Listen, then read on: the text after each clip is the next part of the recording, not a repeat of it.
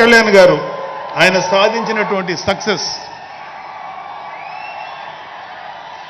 ఆయన సాధించినటువంటి విజయం మనం ప్రత్యేకంగా చెప్పుకోకర్లా. 100% స్ట్రైక్ రేట్ తోటి ఆయన అద్భుతమైన విజయాన్ని సాధించడంతో పాటు అటు రాష్ట్రంలోనూ దేశంలోనూ ప్రభుత్వాలు నిలబెట్టడానికి ఒక వెన్నెముగ్గా నిలిచారు. సో ఆయన గురించి ప్రత్యేకంగా ఏమీ మాట్లాడక్కర్లేదు, ఎందుకంటే చాలామంది చాలాసార్లు మాట్లాడుతున్నారు. మనం తెల్లారులేస్తే టీవీల్లో అన్ని చోట్ల చూస్తున్నాం.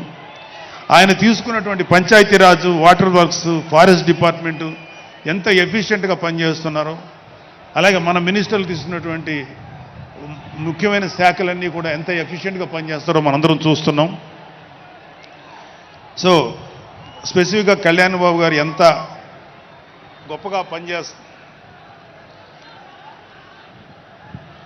గొప్పగా పనిచేస్తారని మనమేమి ప్రత్యేకంగా మాట్లాడుకోకర్లేదు.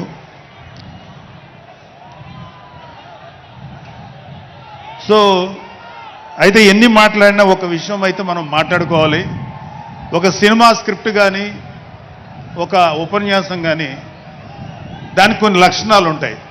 అంటే ప్రతి స్పీచ్లోనూ ఒక హీరో, అంటే ఒక సినిమాకి చెప్పిన ఒక హీరో, ఒక విలను, ఒక హీరోయిన్, ఒక హాస్యగాడు, ఇలా ఉంటారు. సో మనం వైసీపీ హాస్యగాళ్ళ గురించి చెప్పుకోకుండా ఈ స్పీచ్ని ఎండ్ చేయలేం. ఎందుకంటే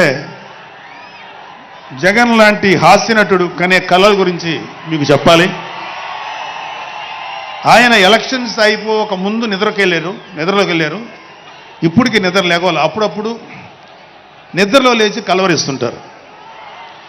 మొన్న కూడా ఒక మాట చూశారు, కళ్ళు మూసి తెరిచేలోగా 9 నెలలు అయిపోయినాయి, ఇంకెంత, ఇంకాసారి కళ్ళు మూసి తెరిచేలోపుగా 5 ఏళ్ళు అయిపోతాయి, ఆ తర్వాత అధికారం మాదే అని ఆయన మాట్లాడుతుంటే అంతకన్నా ఏ హాస్యగాడు కూడా అంత అద్భుతంగా చేయలేడు, అంత అద్భుతంగా హాస్యం చూపిస్తున్నారు ఆయన.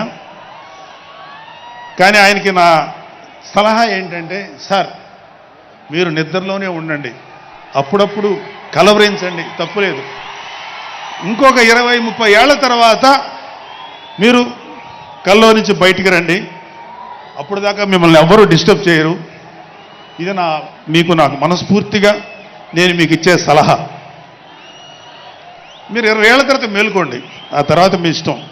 మేమైతే 20 ఏళ్ల దాకా మిమ్మల్ని హ్యాపీగా పడుకోమనే సలహా ఇస్తున్నాం.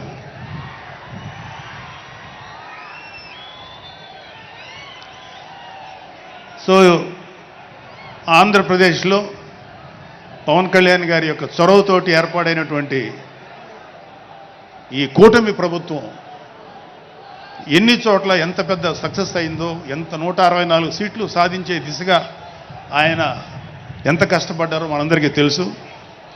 అయితే మా అదృష్టం ఏంటంటే ఇక్కడ పిఠాపురంలో జరుగుతుంది కాబట్టి పిఠాపురంలో ఎలక్షన్స్ ఎలా జరిగినాయో ఒక 2 మాటలు చెప్పకపోతే, నేను పిఠాపురంలో పనిచేసి పిఠాపురం అభిమానుల యొక్క అభిమానాన్ని చూరగొన్న పవన్ కళ్యాణ్ గారికి, అలాగే పిఠాపురం యొక్క